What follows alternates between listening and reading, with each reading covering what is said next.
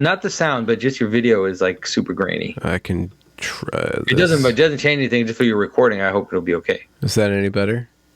Not much. No. No. It's the quality of the stream, I think. Your face is as beautiful as usual. Back to here. Good to see you, by the way. Yeah, good to see you, Jonathan. How have you been? I've been great. I've been doing well. Yeah. Trying not to think too much about COVID that's my big effort, is to just not try not to let it over, because I know some people that I love dearly who have just been completely taken over, and that's all they talk about, it's all they think about, and it's like I've just decided that I'm done with talking about that all the time. You're gonna ride the other three horsemen for the time being. Exactly. Let the plague do its thing. So, God's Dog, you guys are doing some amazing fundraising work for it, and I've read the first installment. What's the plan for this?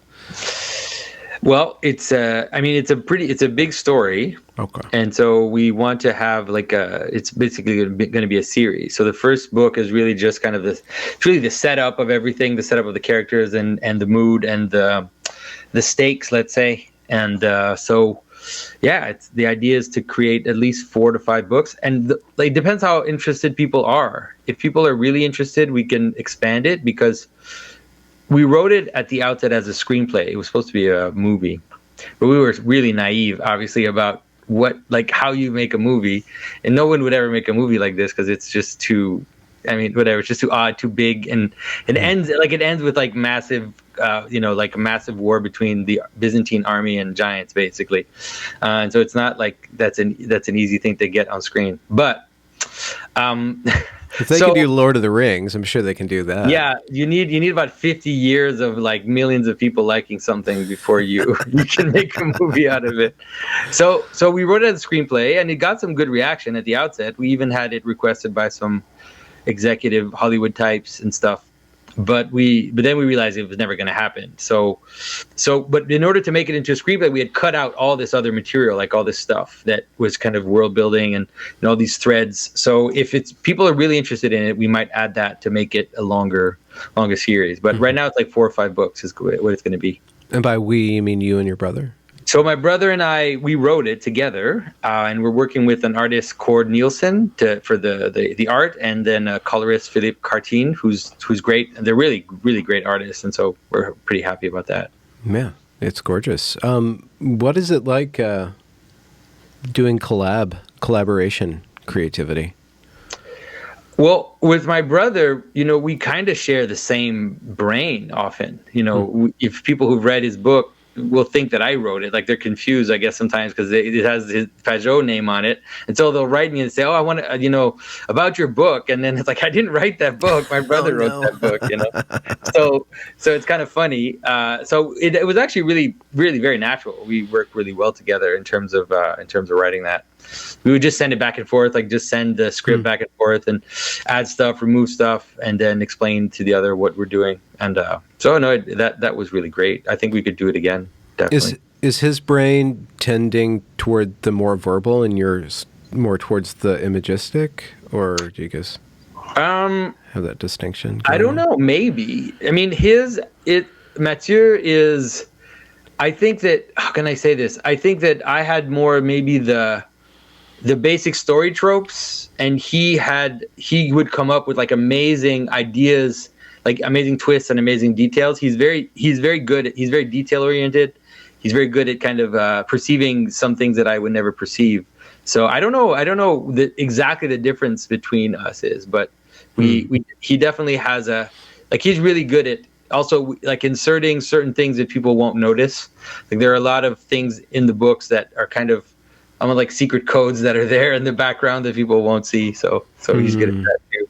Is he the cryptographer of the family? He would do little pranks on you guys with word plays and stuff. But he studied computer science, so he does kind of have that photography aspect to him for sure. Is this your first collaboration then? Have you had him on your channel? Have you interviewed him? Or? Yeah, Matthew's been on my channel a few times, and he was even on Jordan Peterson's channel. when he published his book. What's the name of the book again? It's The Language of Creation. It's the best book on symbolism. Everybody read that book. It's really good. It's called The Language of Creation.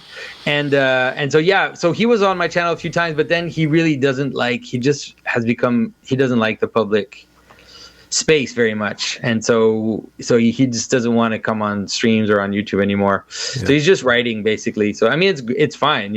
That's what he's really good at. His writing is really good. So might as well do that. Yeah. How has your channel been going? It's been going okay. It's weird because it's like my numbers, it's like my subscriber number is going up and then the views are going down. And I was like, what's going on? But it was interesting because that's what I started subscribing to these podcasts, things that measure like podcasts, like what podcasts are doing well. And so that was kind of a relief because then I realized that people have been listening to my stuff on podcasts way more. And so it's like sometimes it reaches like top 100 in the education podcasts in the US and in the world. So it means that people, like, I think maybe 3 times the amount of people at least that are watching my videos would listen to them on podcasts. So, oh, wow. So it's a good sign. But at first I was like, it's like, why did I put out a video and it's like the views have been going down. So wait, are the podcasts 10, 20, 30 minutes, hour long, and the videos 10 minutes? Just are the same. Like they just basically the videos I put out, they get put out as a podcast. So that's interesting because your videos are so visually oriented. I mean, but you're taking the visual and you're rendering it symbolic, which is more logos centric. So I guess it depends. Yeah, some videos for sure don't do well. Like some of the movie interpretations, I think I just didn't put them up as podcasts because it just requires you to see the scene, or it requires you to see some images. But mostly like the interviews and stuff, those are all audio. And then the some of the recent ones I've been doing, kind of Bible interpretation stuff, they've been easy to put into audio. What are you tackling on the biblical front? Well, I'm really just trying to help people see the pattern in the scripture, just help them see that a lot of the pattern that I talk about, it's not just that it appears in all kinds of places you don't expect. And so I'll pick a story that people won't expect to see it in, and then I'll just kind of show people that it's there. Mm-hmm. So I've been doing that a lot. And one of the big things that's been going on also is trying to help people see. I finally did like a breakdown of Genesis. It hasn't gone up on my channel yet because Jordan Peterson wanted to put it up on his channel. So it's like a breakdown of the first chapter of Genesis as the pattern of attention, you could say. Even inside, if you remember your Bible, it talks about God seeing and saying it is good, and speaking and seeing and saying it is good. And so, we have this idea about about perception as qualitative or perception as teleological, the idea that you perceive purpose before you perceive things, right? As an intelligent being, you're always, when you look at a cup, you see something to hold water in, right? The cup comes after.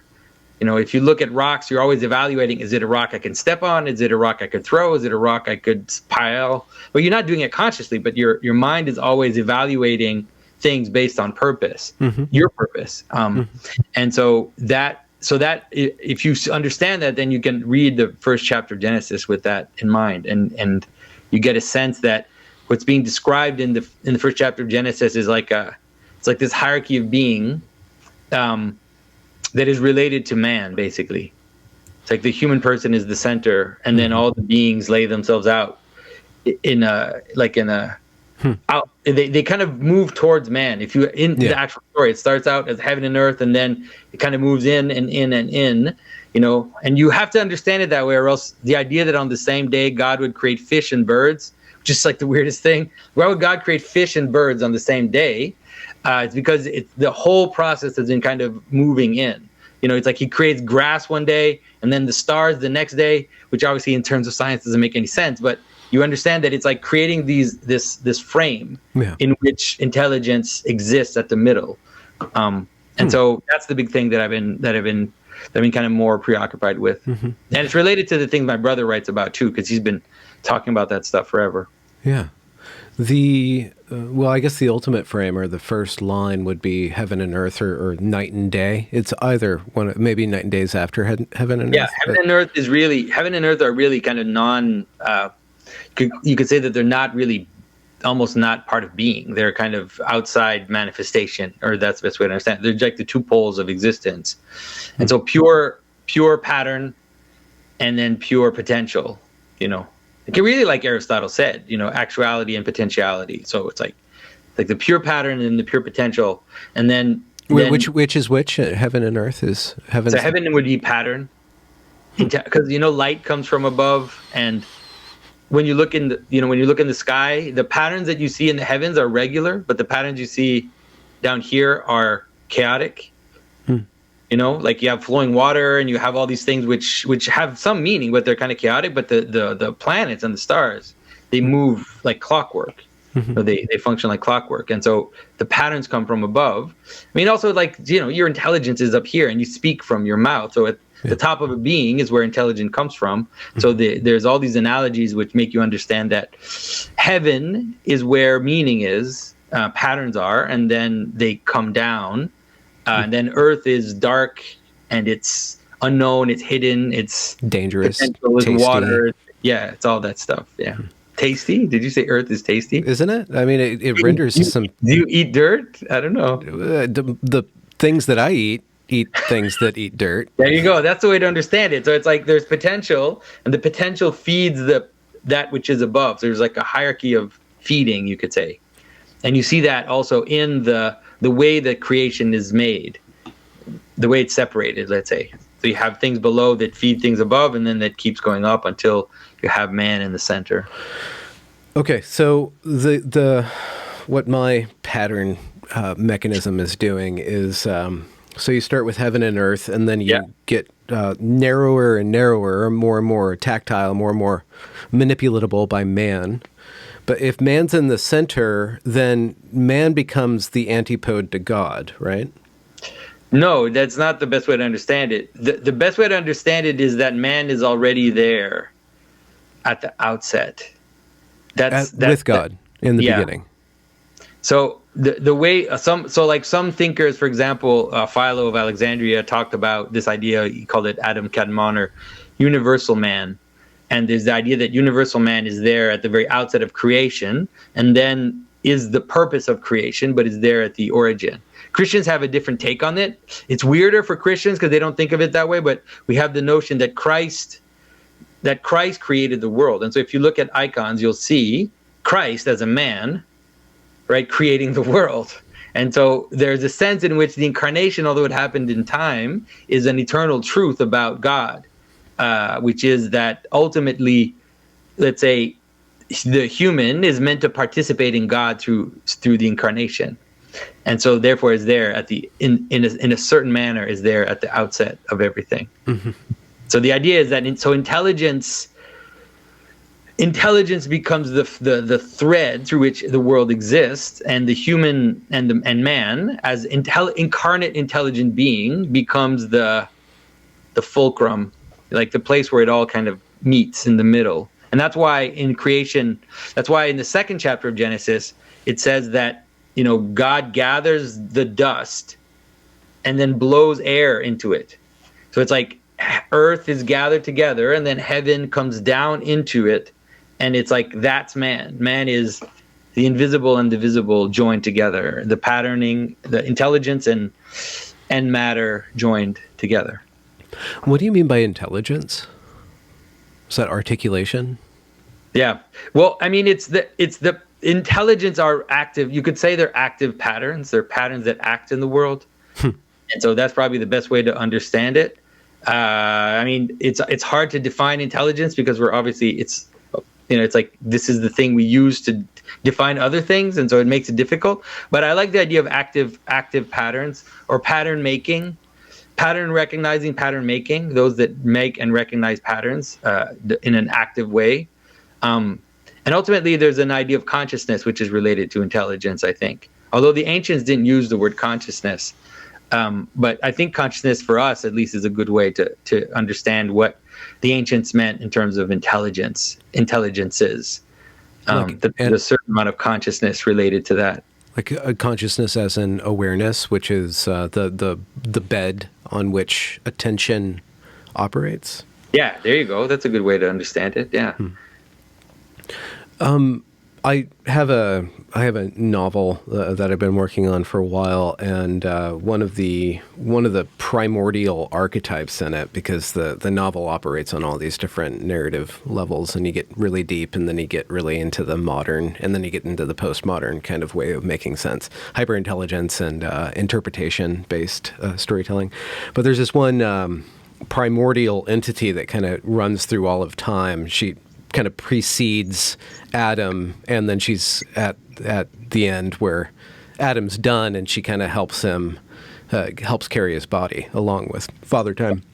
But she keeps on challenging the masculine narrative of understanding and intelligence, specifically will. She's constantly countering will, and what she is, she kind of seems like imagination on one level, but she's curiosity even deeper, and she challenges the notion of an all-knowing being by saying maybe God is curious, maybe God created ignorance in order to discover things because of the joy that's unleashed in discovery. So it's just the question of, is it possible that God doesn't know everything, or even tricks himself into not knowing something, so that there's the possibility of discovery and curiosity? And there's some language in the Bible, or at least in Christianity, about God wanting to know us and God wanting to be in this creative relationship of discovery of us. Mm-hmm. Big ideas, but I'm just wondering about like curiosity. Yeah. No, for sure. I think the idea of a feminine character as curiosity is perfect. You know, that's what Earth is in a way. It's like a question. That's what darkness is. Darkness is a question, right? It's like what's here? You know, what is it? And so I think that's a perfect way it's a perfect frame for a feminine character. And you could understand that to a certain extent there could be a challenge between heaven and earth, right? And so Earth challenges heaven, and that's also like the challenge is in a way seduction, right?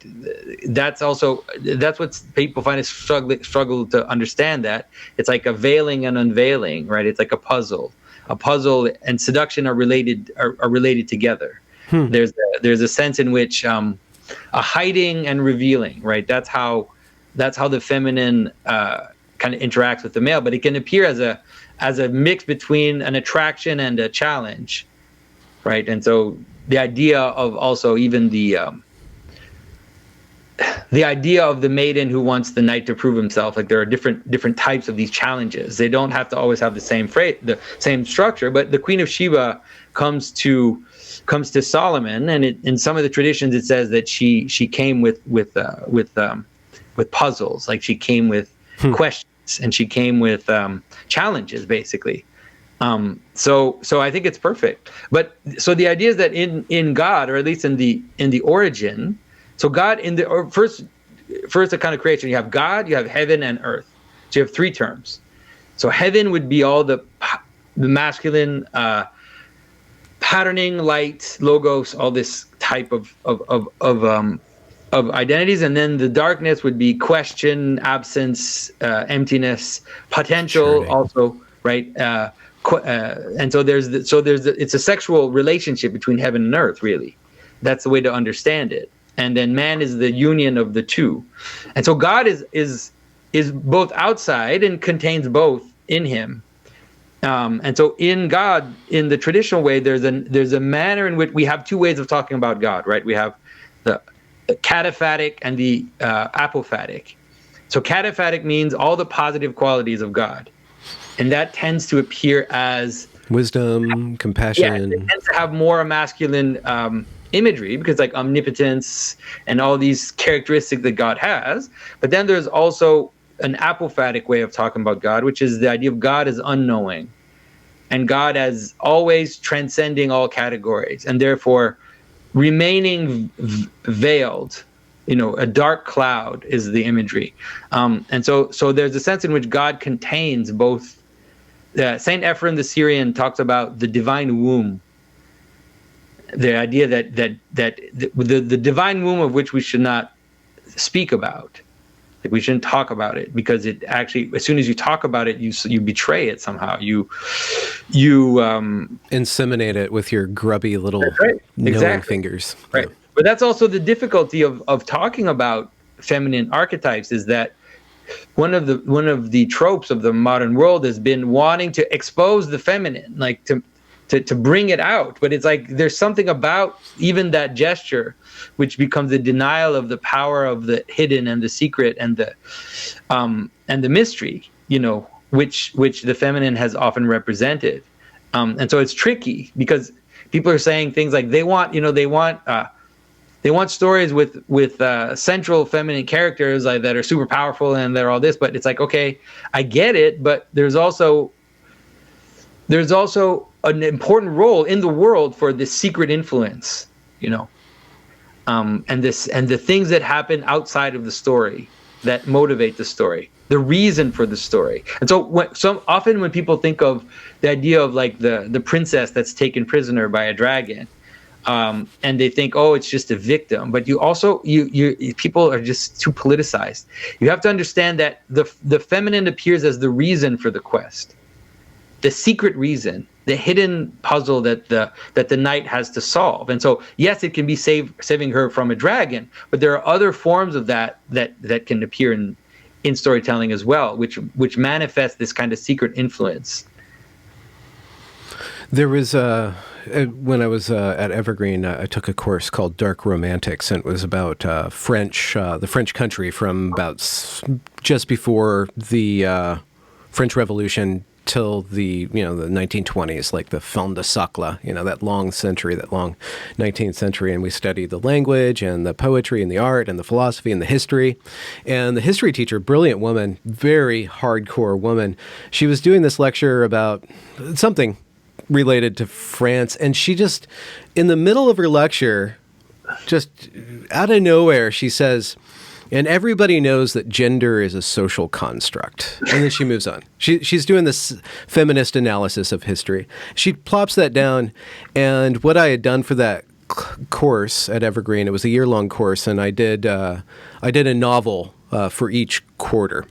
There's 3 quarters. And the first novel was the masculine, the second novel was the feminine, and I had 2 characters, one in 1960s and one in 1840s or something like that. The males and then the females in the second chapter. And for the second part of that novel, the second novel, mini novel, I did a performance of this woman who is, I won't get into it, but she's talking about seducing somebody through her innocence and being aware and innocent at the same time, and like just making this web for the man's attention and then watching his attention like create her, and then she's still controlling it and being innocent. Anyways, after I read that, the teacher said that gender is just a social construct. Everybody knows that. Says, I don't believe you're women. I don't believe you're feminine. I'm like, well, so is it a gesture? Is it not a gesture? Like, is it a social contract or not? Yeah, exactly. Is it? So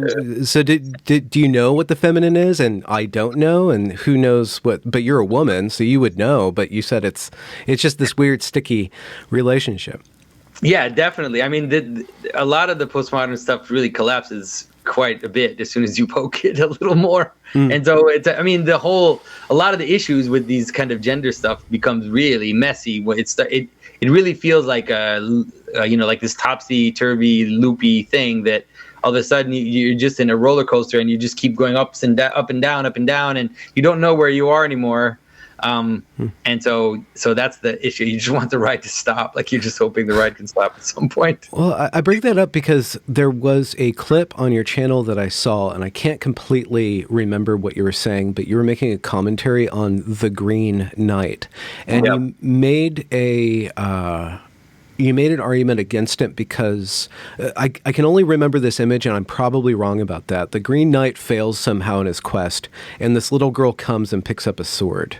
No, it's that the movie starts with the Green Knight sitting on a throne, and he's holding a globus cruciger, which is a ball with a cross on it, like these royal garments, and he has a scepter. So he has the 2 implements of like a medieval king. And so he's sitting there on a throne, and then a crown comes down from heaven, right? Crowns do come down from heaven, right? If in the pattern that I talk about. So the crown comes down from heaven, but when it comes on his head, and the crown is like a mix between a crown and a halo. It's like has a crown with a halo behind it, and so he comes down on his head, and then his head bursts on fire, right? Bursts on flame, and it's like that's pretty much the whole movie. And then the whole movie is about losing your head, finding your head, all of that stuff. Which it's not that bad. But then what's annoying is at the end of the movie, in a post-credit scene, they show. So it ends. I'm gonna ruin this movie for you guys. The movie actually ends with, we don't know if Gawain loses his head or not, right? Because in the traditional story, the knight doesn't cut his head off. But in this movie, it ends with him saying, "Okay, right now, off with your head," and then it ends. So you don't know if he faints or if he actually cuts his head off. That's how it ends. But then after the post-credit scene, you see Gawain's crown on the floor, and a little girl comes, picks up the crown, and puts it on her own head. And that's how it ends. And I was saying, that's the frame for the movie. The first scene in the movie is this crown of heaven descending from above on his head. And then the last scene is a little girl picking up the crown from the floor and putting it on her own head, not receiving it from anybody.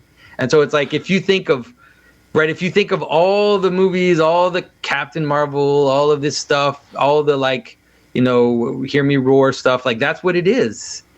And so it just ruins the movie, because it just makes it about something which could have been a little more complex. Just ends up making it about one thing. And then you read the whole movie as that.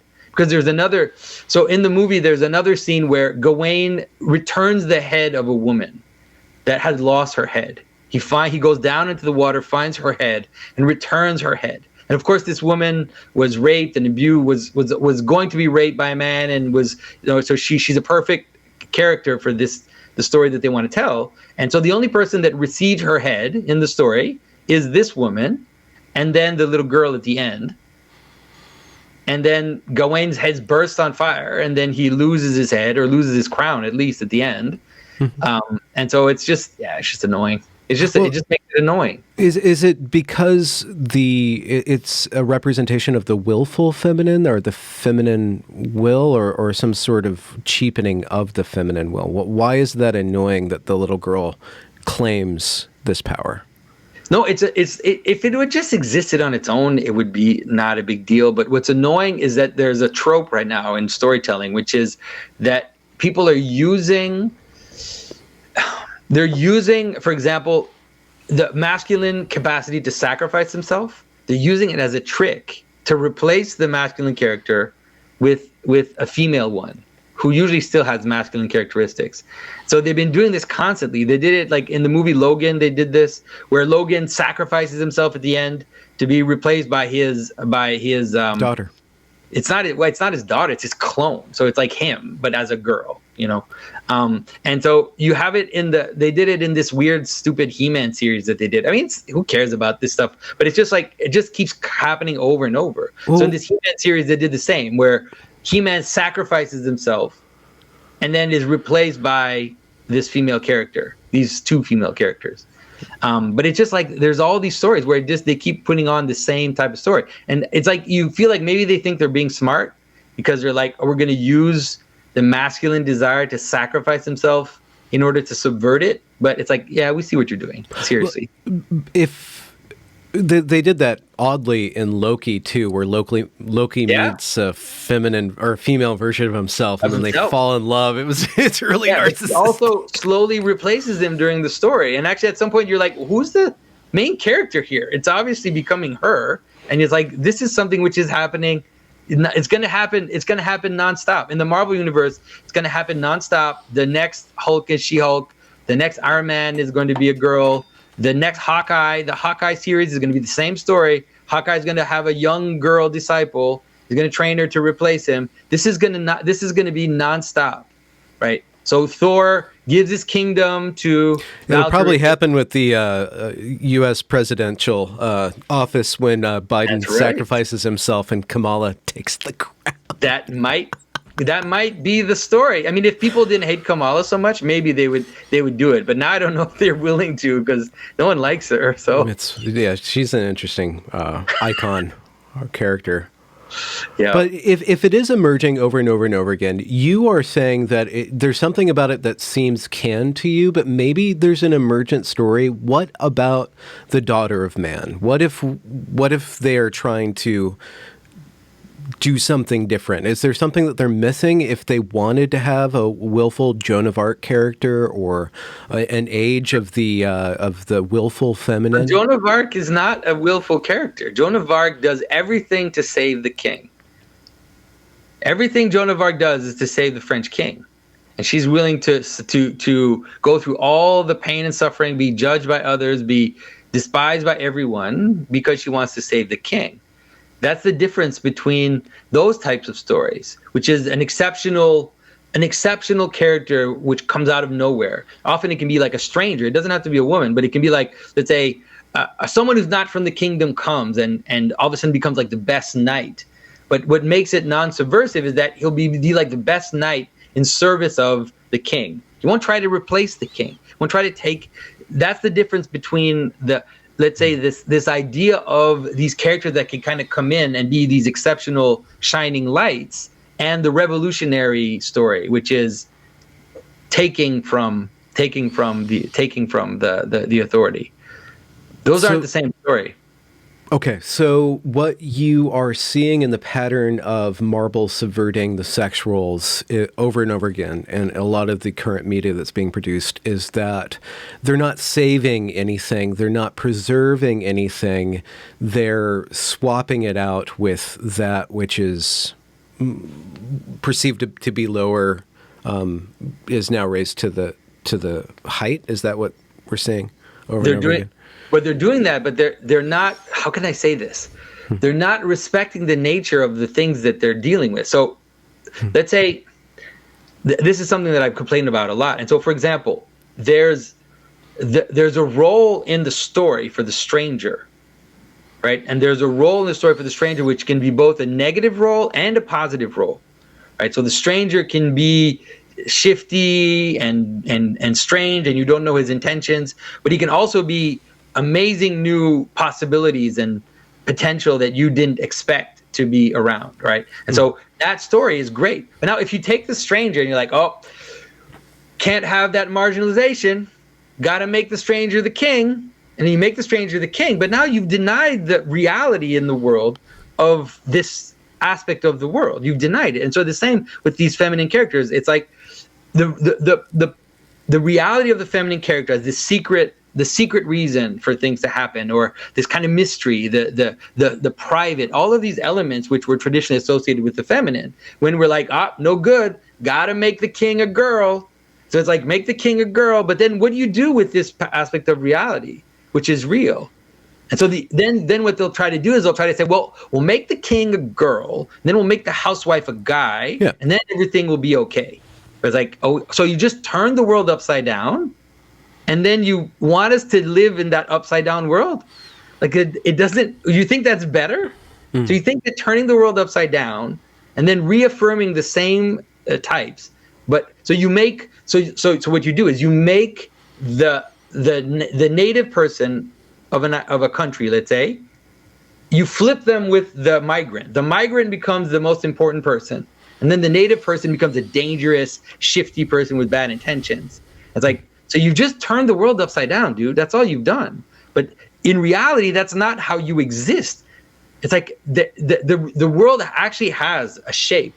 If you try to twist it and you try to make it upside down, at some point it's going to spring back, and it's going to spring back at you in ways that might be extreme, right? And so the idea, for example, that like the idea of saying, the idea of the kick-ass girl, like we talk about that a lot. It's like, that's not an actual reality. Like, although obviously there are plenty of women out there that could probably kick my ass, like that's for sure. But because I'm not a fighter, but in like a world of like in the average and in the world of fighters, that's not going to happen. They're not going to have like an MMA, like a woman MMA fighter fight with, fight with whatever guy MMA fighter is at the top of his league. They're not going to do that. That would be insane. It would be like killing her. What happens in reality is that the guy identifies as a woman and then kicks the woman's ass. And then he just beats the hell out of women, which is yeah. So what is the consequence of masculinizing? We've been, and I bitch about this too. The female superhero is just the male archetype with boobs, basically. It's all you got. But what is the symbolic consequence of rendering the secret, the private, the domicile masculine? What happens when the domicile becomes masculinized? What happens when the outward power becomes feminized? Like we see... what happens when the masculine becomes domicile? We have the male feminists. And you know what they're like. Sorry? No, the male feminist who's all nice and says all the right things and is the rapist in secret. Like, that's what you get. Why? Because the male, like, let's say the male energy has a certain reality to it. Like, it has, if you pretend like it's not there, and then you squish it down into these hidden secret parts, then that's where they'll express themselves.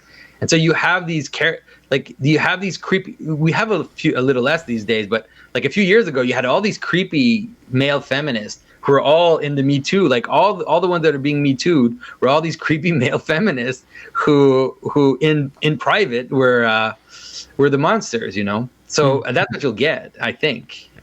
The one layer of critique that I see, and it's unnuanced if it's repeated too much, but there is a reality to it. There's a truth to it about the feminization of our culture, or the when you try to make the outward power structure feminized, you have this problem with passive aggressive, the nanny state. You have this kind of, the state begins to treat the citizen like a child and infantilize and then kind of cause it's weird. And then on the flip side, you have the male becoming a shadow female, but because the lack of checks and balances within the private or within domesticity, like the male needs to be outward in order to be checked. Oh, something. Are you okay? Yeah, I'm okay. What are you doing? I think I did something. You did something crazy. You put us in an amphitheater. I didn't know that I had the power to do that. I was trying to see just your face, and I was like, why do I have to see both of us? Like, and I just see his face as I click something, and all of a sudden, together we were in a weird. Sorry about That's that. Fine. The date of technology. Oh wow.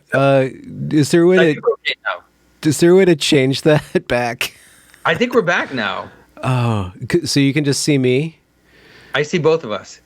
Okay. I see both of us superimposed on some sort of rocky, mossy step. So go in view. Sorry about that. Go in view and then just change the view. Go to grid view. Oh, okay. Whew.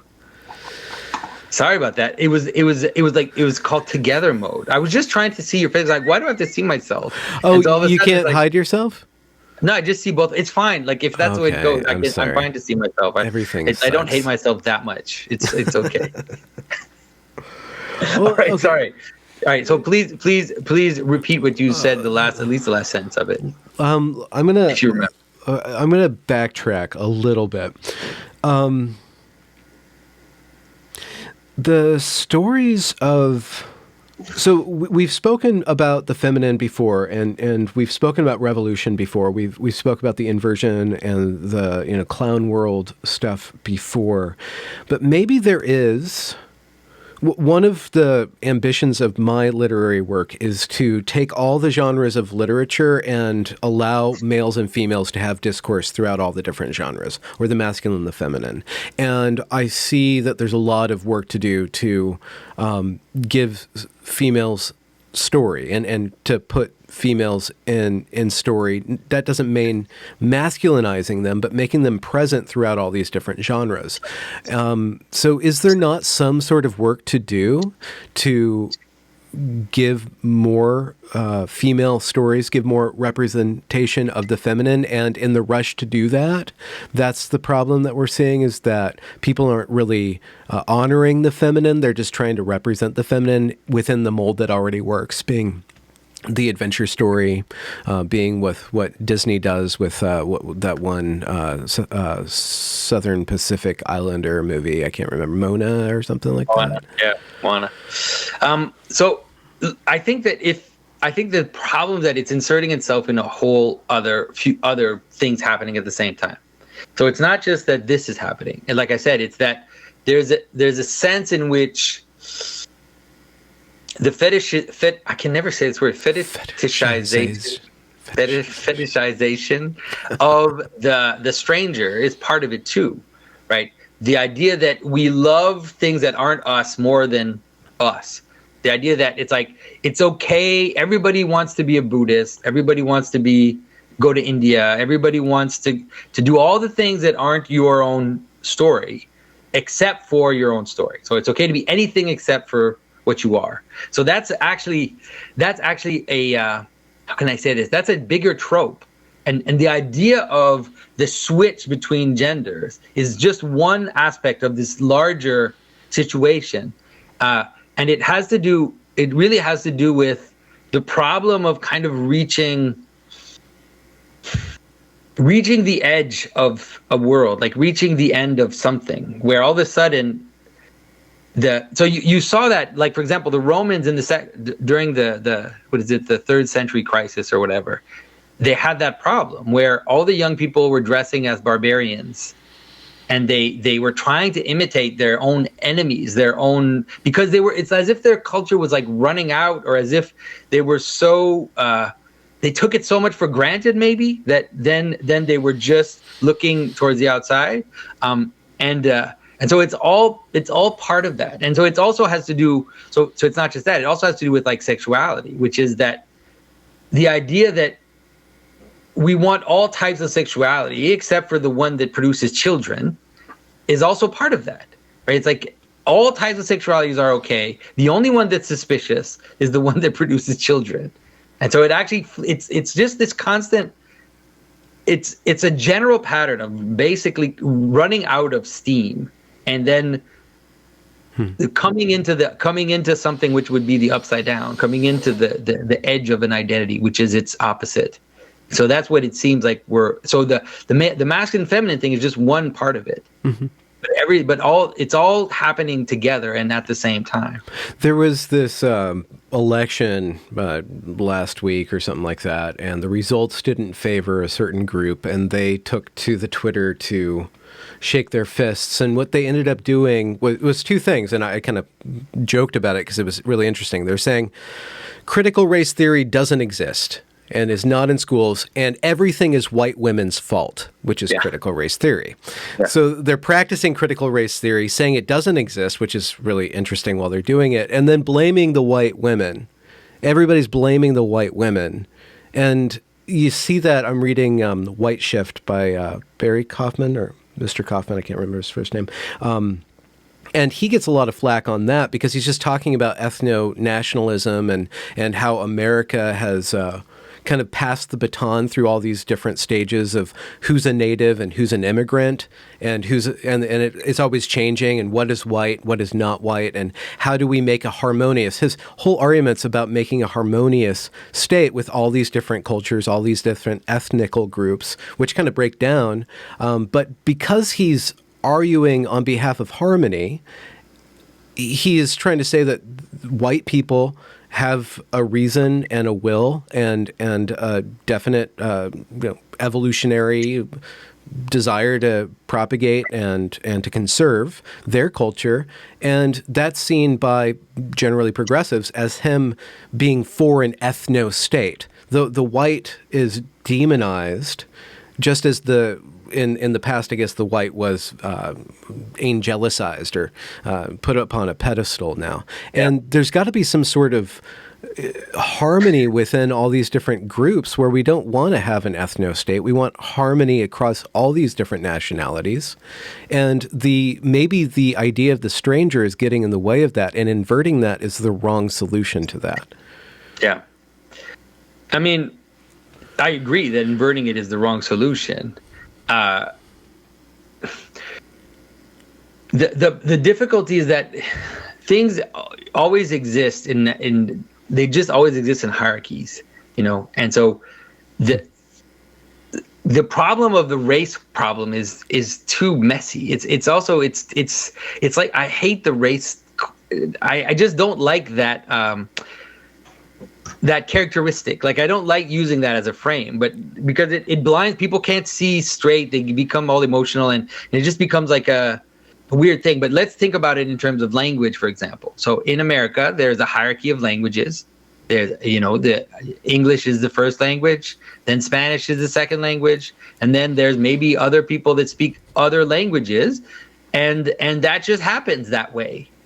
And so there's nobody, for example, trying to stop you from speaking your language, which is something which has happened in the past, and we can recognize that as as for example in Canada, we had a desire to eliminate native people here by stopping them, by assimilating them completely into culture. And so it wasn't so much about race, it was about culture. It was like, let's just get them to stop speaking their language, we'll remove them from their family, we'll train them up as nice Canadians, and that way the problem will go away because they'll all be assimilated into that culture. Well, that doesn't necessarily work either, because you end up creating residues and remainders that are completely that become, how can I say this? They become bitter towards the system with reason, and therefore then you have someone inside who has every reason to not like you, but is inside the system. But in a normal hierarchy where it's like, it's just normal that there's a majority, or there's a certain aspect of a culture which is has more authority, and then it just lays itself out from there. So it's the same. So you can think about that. That's how even, let's say, the Roman Empire probably kind of laid itself out in that way, where it's like, okay, where the Roman Empire is there, you still have your own gods and all your things, but we'll have our temple, but there's a normal hierarchy which sets itself up. It's messy. It's not. Obviously, sometimes there'll be violence, and it's not a perfect system. But trying to make everything the same doesn't work, because it's not possible. So the only way to try to make something the same is to make it upside down. And that's always what happens. Because you have to overemphasize the weaker parts of the hierarchy. And by doing that, you inevitably have to demonize the authority, or demonize the center, or demonize the thing which is giving the identity. And so you end up with an upside down hierarchy as soon as you try to do that. So equality, like the desire for equality, leads to inversion. It seems like there's a misreading of hierarchy, as in the charged language of supremacy. So with regards to language, which is a perfect example of this, there's, even within American English, there's different codes. There's different ways of pronunciation that will sift you into different groups. There's, if you sound like a reporter, you're going to have a certain cadence. If you sound like you're an inner city person, you have a different cadence. And what's still happening in colleges right now is that it is deemed racist to try to teach inner city Black people proper grammar. So they are not learning how to communicate within the professional cadence or language. And so because that professional language is hegemonic and oppressive of all these different systems. And so they're going to college, they're paying the college to not teach them to assimilate, because assimilation is ipso facto, or ergo, just bad. But that's also because people can't. That's a non-hierarchy. It's actually a non-hierarchy. It is exactly that, a kind of hegemony. Because our modern systems tend towards hegemony. They tend towards. That's also the problem with equality, is that when you have this sense of equality, you think in these types of extremes. There are different ways to create equality, right? There's a way in which you make everybody the same, like authoritarian style, and there's a way in which you let every little identity have its equal space. But those two are wrong. Both of those are wrong, right? The normal hierarchy, like let's say, imagine in the Middle Ages in a French town. If you wanted to be educated, you would have to learn Latin, and then you would learn Latin, and then you would learn Latin in the proper way that was spoken by the elites. And then when you would go home, then you would speak your Romance language, and it would be totally fine. That was happening even in England, where you would have Latin as the top language, French as the aristocratic language, and then English as the commoner's language. Which I'm not saying doesn't have its problems, but it doesn't mean that it's just this like hegemony where you're trying to get everybody to just be the same and be assimilated. There should be, when you think of the world in terms of fractal identities, then all of a sudden these types of things, so you should be able to be, like a Canadian, but also be French Canadian, but also be an Orthodox Christian, and then also be a Pageau, and then also be all these other things, and they all have their own hierarchies, and you can live in all of these. It's an organic process. It doesn't have to be. So, for example, like when I speak French at home, I'm a Québécois, so my French is almost like Southern drawl French, right? And so, but if I have to, I can speak proper French, and I can do that. I'd rather speak my own French at home and speak like I do, but I don't feel. It's just weird because I could say the same thing. I think like there's this hegemony from France that's trying to get us all to speak, and they are in a way, but it's like these things can actually, I think they can exist in a hierarchy. So with regards to social harmony, there are like a pluralistic society of different religions and different belief systems. Like your belief system would say that there's an outsider or only certain sexualities are valid. Let's say sexuality, because that's a really charged topic, but not as charged as race, at least American-wise.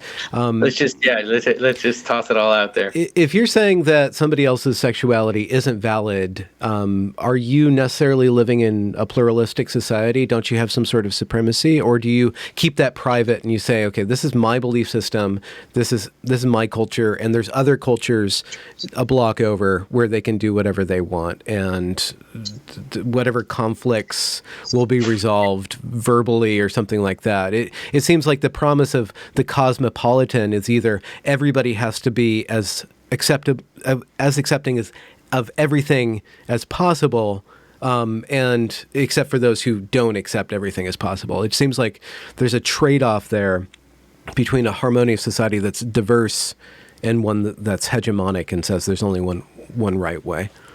Yeah.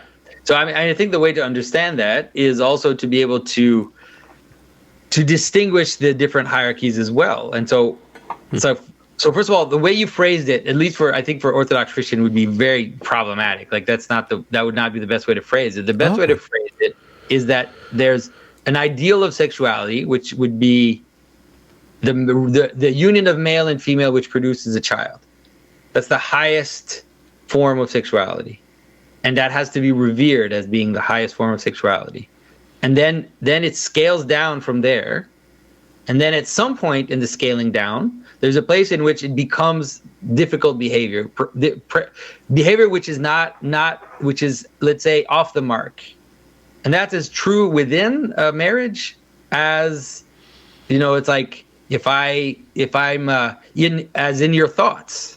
Right. So like my desires for other women, if I'm married, those are a problem. Like even in my relationship with my wife, there's certain things which would be a problem. And then it keeps going down. And then there are people and so the idea is that we all fall short of the ideal, obviously. So it's not like there's your sexuality. It's that there's an ideal of sexuality, and then everybody falls short of it. And then everybody kind of lives somewhere in that hierarchy at different times of their lives and in different moments of their life. So it's a little bit of a different way to understand that. So there's wiggle room for discernment and, I guess, prejudice or judgment. There's room for acceptance and judgment. Well, there's acceptance in the sense that nobody is perfect. Like nobody has that perfection. I mean, even above that, you could say the ideal of sexuality is abstinence in the Orthodox world. Oh. Like that's actually the highest form of sexuality. So the highest form of sexuality is a monk who is basically the bride of Christ. Like that's the highest form of sexuality. And then everything scales down from there. And so it's like people don't tend to think that way. But to say that is that then when you're inside that hierarchy, then within that hierarchy, you have to submit to the reality of what that is.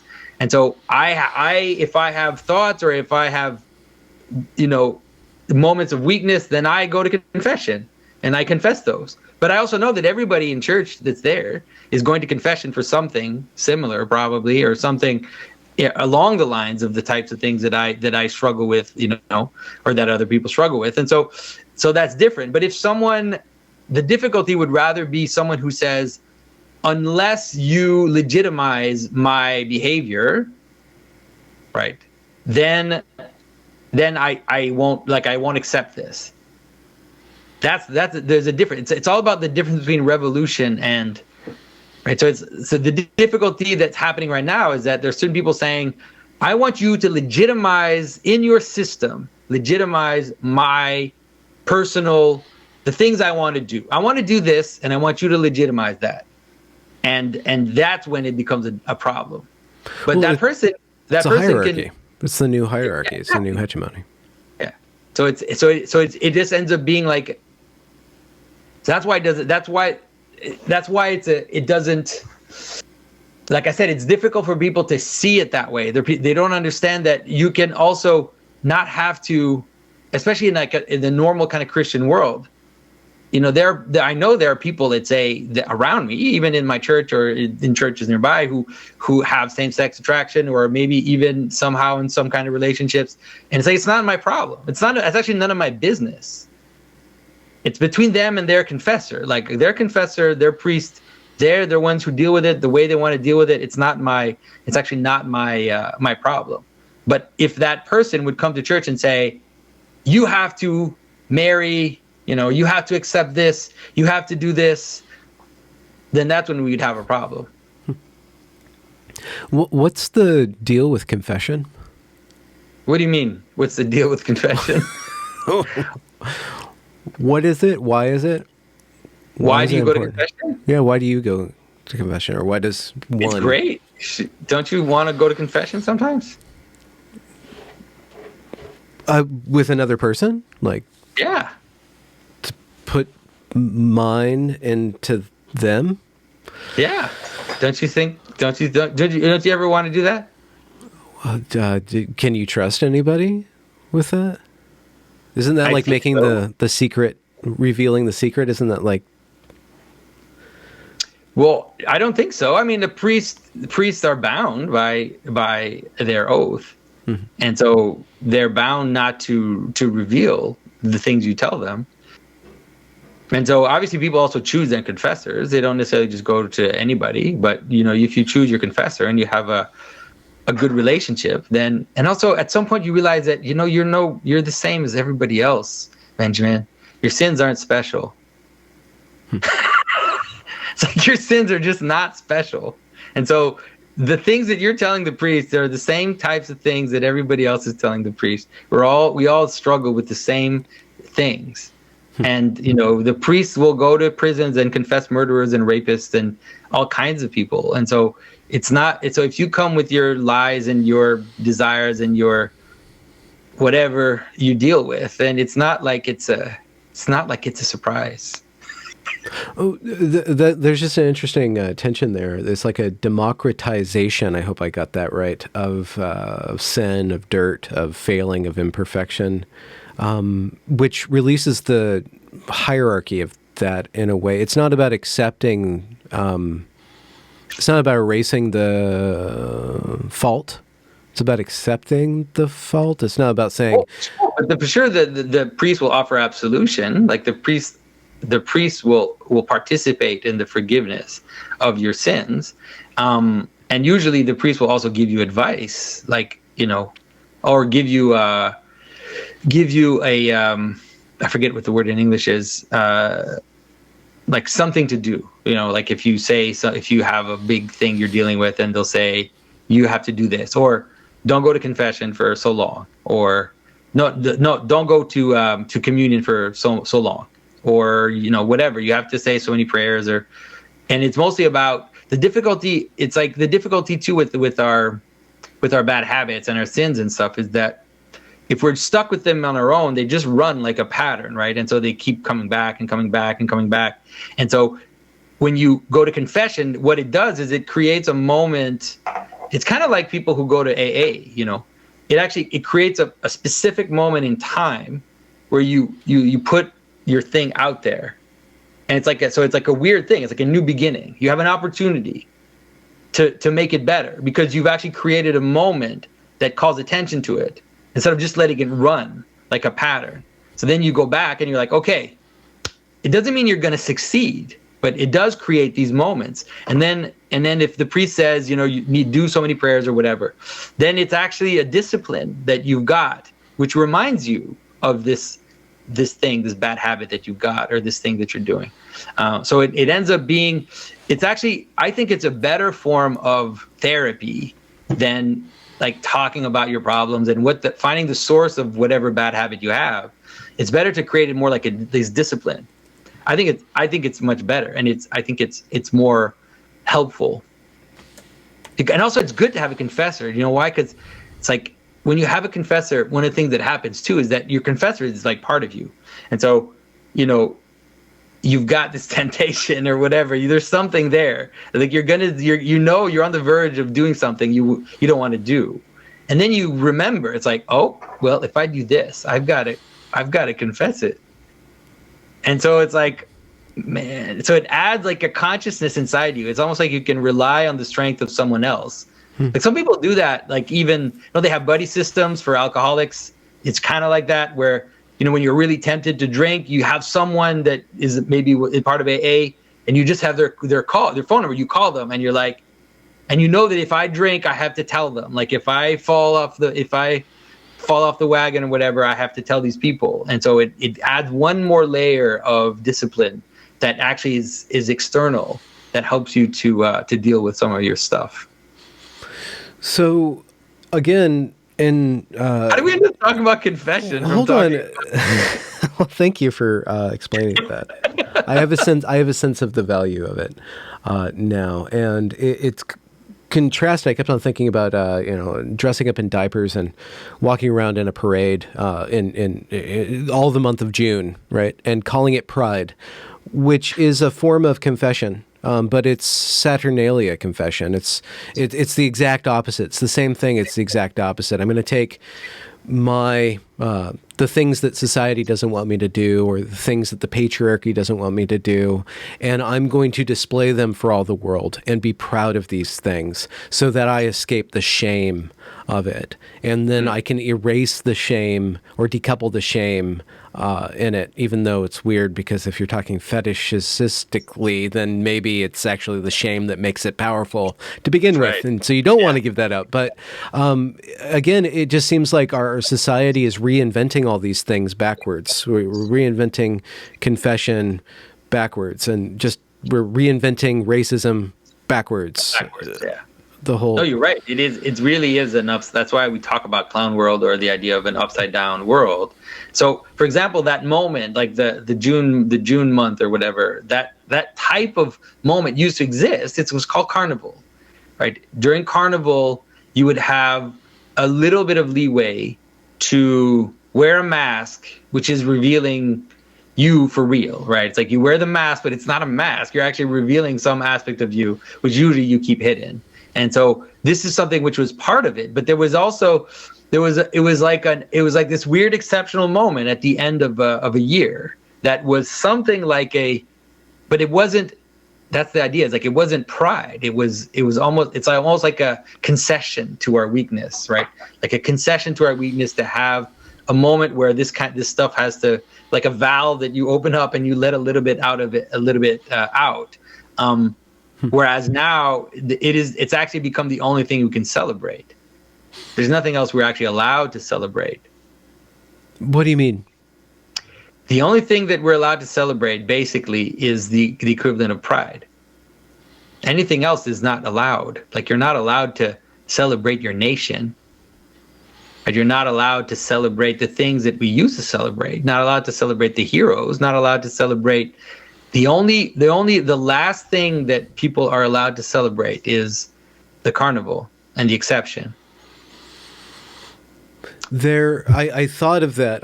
The same idea popped in my head. There's this thing called No Nut November. It's kind of crude, but it's about men basically having abstinence for mostly men. I'm sure it's open to anybody. Anyways, the word says enough. But the word says enough. Usually men. Usually. I was just thinking, what if we lived in an alternative America where No Nut November was as embraced by government and education and the corporate world as Pride is? What would happen if you wrote that book? You would actually you'd have to spindle that out. Lent. We have one. It's called Lent. It's Lent. Lent. That's what Lent. It's secular Lent. It's like a weird thing. Yeah. Anyway, sorry.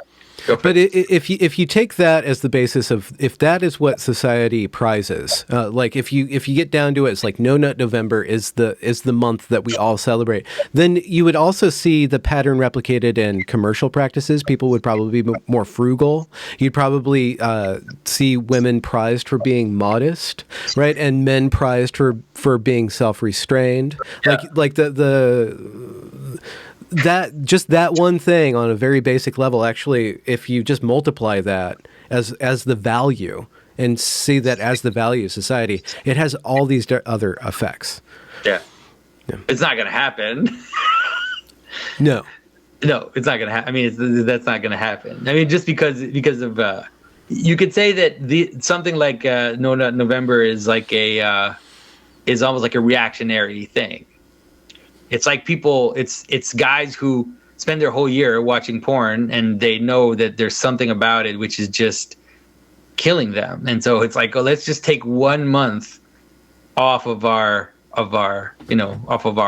habit, So it's kind of like these dry months or whatever where people don't drink any alcohol. I remember, what is it? There's another one like that. Sober October, right? Okay. So that's really what's going on here. It's like a reaction to the excess.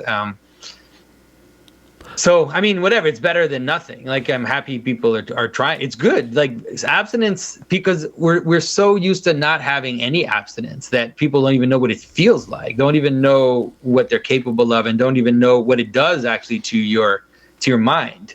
Because, like, if you're abstinent for a long time, you actually have a kind of energy which you don't discover unless you are. Like, that energy, like that sexual energy that you have can be turned towards other things besides jerking off. Like, really can. Like, it can be focused on other pursuits. And you actually have you actually can find yourself not having to sleep as much. You can find yourself not having to and being hyper focused, like being able to accomplish insane amounts of things. Even like in the 1940s and 50s, they would tell guys, like salespeople, that if they shouldn't have sex before closing a sale. And they don't say that anymore, but it's like they had this weird intuition that sexual energy is something which can be redirected and can be used for other pursuits. You brought up something. You used the word reactionary, and you've also referenced that the reaction to this stuff will be. So there's a number of different reactionary movements, like the trad movement, the trad wives, and it seems like it's the wrong way to deal with the excess. Or it's the wrong way to deal with the problems in the world, is to go in the opposite direction or to reify these categories. Is there a balance, or is there a completely third way? Do we harmonize, or do we? Well, I think that then people are going to hate me because they'll just say the thing. But I think that it has to do with, it's actually worship, which is the solution to the problem. That is, it's actually finding and attending to the highest thing. And then the other aspects will fall in place. You know, let's say you get up in the morning and you pray every morning, or I'll concede a little bit to you guys. Like if you meditate, let's say, to some of the people that are watching this, you at least spend some time like focusing on things that are more important than your little needs for a certain amount of time every day, every week, or whatever. Then the other things will actually fall in place. But if you focus, if you say like we've got to thought patrol and get trad wives or whatever, it's just not gonna work, because what are you doing? Like it's like you're trying to plug something that has a million holes. It's like you're running around trying to stop this leaky boat that you're not going to save. Like you actually have to look up and to look towards higher things, and then that will, I think that will be more useful.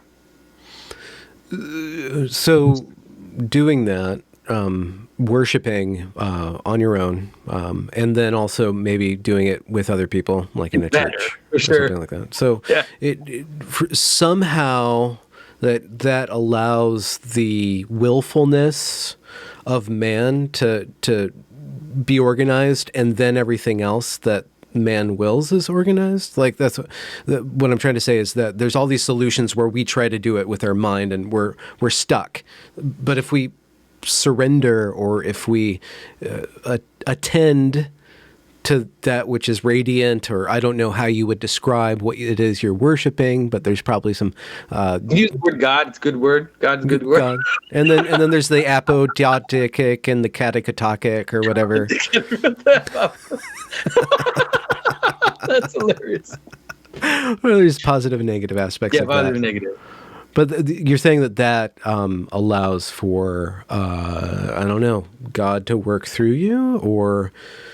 Okay, so let's look at it at a lower level, because when you look at it at that high level, people will just think it's arbitrary. But it's easier to think about it at a lower level so that you can then maybe see it at the higher one.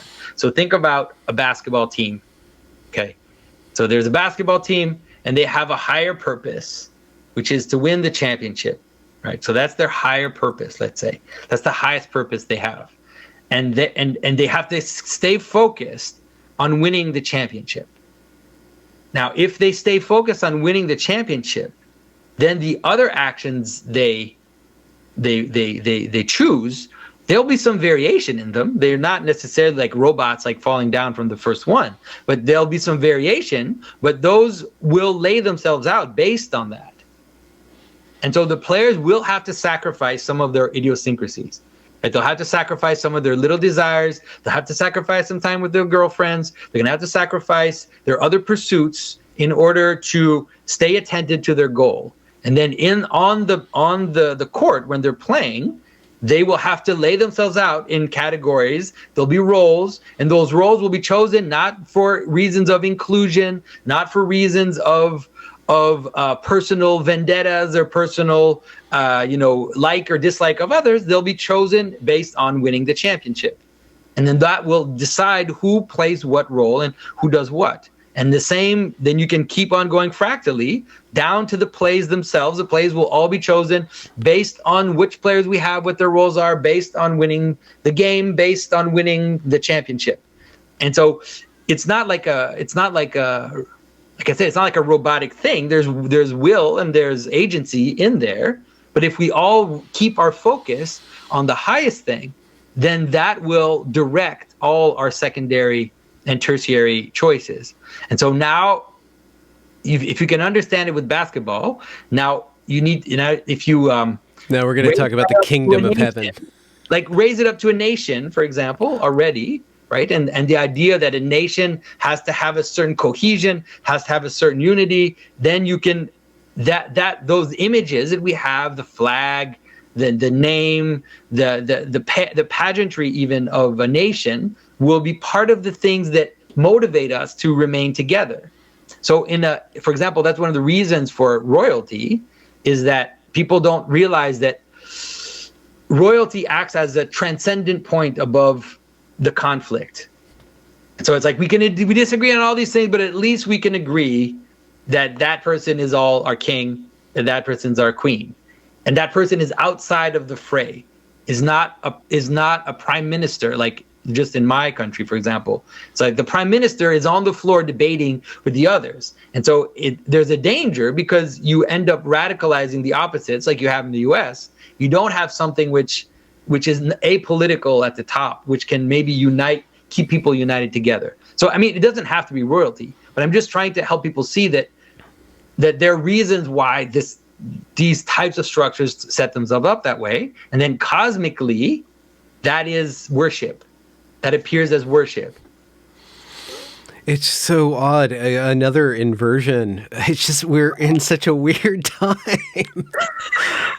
Yeah, 2020 saw the overthrowing of so many different monuments of heroes. We're all decimated and desecrated.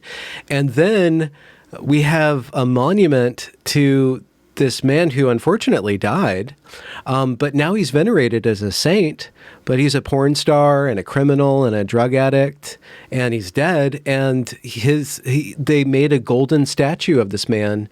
And then when that was desecrated, the same people who want to desecrate all of the heroes of yore, say that's the sin now. It's so lost their minds. It's a true religion. It's a new religion, and it has the same. That's the thing.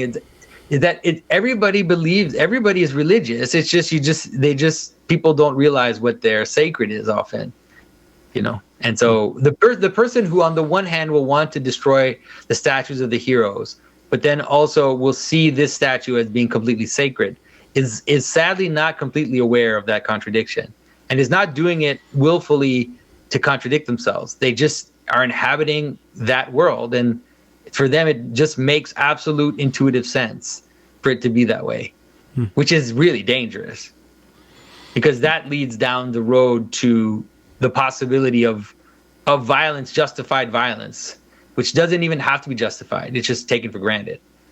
But that's what we have to do to these people, And so, yeah, it's a dangerous space. Speech becomes violence, and then violence becomes speech, in a way.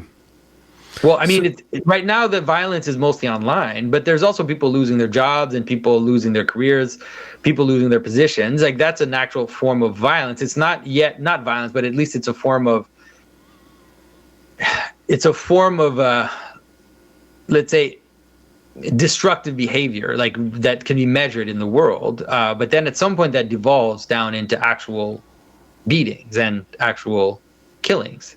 And we saw a little bit of that in 2020, but there could be a lot more. Let's say things don't get better, but Well, speaking of things getting better, you run a brilliant YouTube channel that's now a podcast as well, The Symbolic World, and you've always had your hands in a creative endeavor with your icon carving. So it kind of kills my question that I had about what is it like to be in a creative endeavor with regards to this comic book or this graphic novel that you guys are working on. Is that refreshing to be able to put stories together rather than pull them apart? Well, the story that we're telling is about everything that's happening. That's what the story is about, because the story is about a monster, a dog-headed monster that bursts into, let's say, the world, that bursts into kind of the civilized world. And then the whole question is about first of all, how to deal with that monster. And then from the point of view of the monster, how to deal with this world, like how to fit in, how to not fit in, should I fit in? Should I not fit in?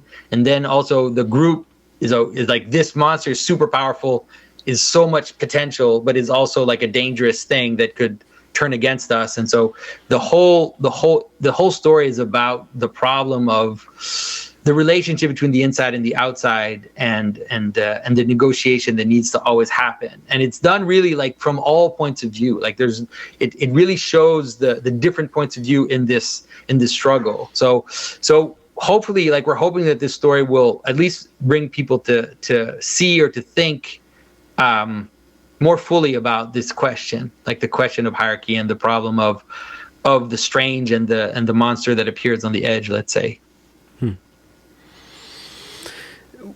You went into hiding, quarantine, they call it. And a year before that, maybe even more than a year before that, your house was flooded. There's little aspects of Job that pop up in my life. In your life. Yeah, my life is fine. I had to go to quarantine twice now recently. Did you? Yeah, you didn't know the second time. The second time was absolute BS. It was so frustrating because they had a rule where because I had COVID, I had to go through a pretty horrible quarantine, like outside of my house, and really tried to avoid my family getting it. But then I had natural immunity, and the rule was that if you had natural immunity, you had a paper that proved that you had COVID, you could travel and come back, and then you wouldn't have to quarantine, wouldn't have to do any tests and all that. So I was like, all right, cool, I can still travel. So I did, but then they changed the rule sometimes before I got my ticket and traveled, and when I got back. So when I got back, the guy at the border basically said, oh, you don't, like, I didn't have to do any tests because they know I have natural immunity, but I had to quarantine for 2 weeks again. I couldn't believe it. I was really angry. The police came to my door. They were writing me, sending me. I had to check in I was on parole every day with this app where you have to like check in every day, and then they send you these robocalls where they ask you to say whether or not you're quarantining and if you're doing it right. And man, it's crazy. Yeah. So yeah, anyways, I'm trying not to think about that and just enjoying the other stuff I'm doing right now. Well, I was bringing up the negative to get to the positive. Is there something that you really enjoy that you don't talk about, like cooking, or do you have like a little garden bed of epiphytes that you tend? Is there like a hidden Pageau? It's like a Pageau is not. No, I have so many things that I'm doing that I love. I don't have enough time to do them. So the carving I struggle to do completely, and then I have now this project plus the videos plus the speaking events and then also all the patrons that I meet with every month and stuff, and I love all that. Like I just love meeting people and stuff. So no, I love that. I love my life. I mean, I don't have a hobby. I don't know what that would even mean. Like if I have time, I'll go carve. Like that's my hobby. I'll do the things that I already do. What is there a place for people to see your speaking schedule so they can? Well, now there's none now anymore because I'm not vaccinated, at least not yet. I'm just not. I don't like the authoritarian way it's done here in Canada. So I hear you're not allowed to travel now without the COVID passport, which means that I can't take a plane or a train or leave the country. And so that means that for now, there's no speaking event. That's sad. Yeah, I was really looking forward to getting back to the coast and yeah, like I love going to Seattle and So, but it's like it's also the decision that I made. I just have to accept the consequences, which is fine. Yeah. Well, at least I get to be your friend remotely every 9 months or so. Yeah, exactly. And oh, by the way, I don't know if you know, but I finally spoke to Brett Weinstein. Oh, recorded? Yeah, well, no, that's the thing. So he wanted to talk to you in private, and so we talked in private, ending the conversation with, all right, we really need to do a public discussion. But then I think he's doing like a book tour. He's doing all this book promotion stuff. So his agent or whatever said that as soon as they have some room, that'd be cool. Like it was really good discussion I had with him on the phone. I actually wish it had been recorded because it was very positive. So, I guess that's a private matter. Why you guys spoke privately, but I'm glad that you guys at least got that much in. Yeah. Well, I think Brett might have been worried that it would not be fruitful, like that it might just be I'm sure he doesn't like debating and he doesn't know me very well, but I think he realized that I'm not into that either. Like I don't want to debate. I want to have conversation. So. Well, I'm going to wrap up the recording. As potato-y as it is, everything went wrong, at least on the recording level, but at least I know that I have our audio intact. Thank you so much, Jonathan. Oh, it's my pleasure. For your time. And so you don't have the video? You think you're not sure? No, well, we can talk after if you just All right, wave okay. goodbye to the audience and All right, bye everybody.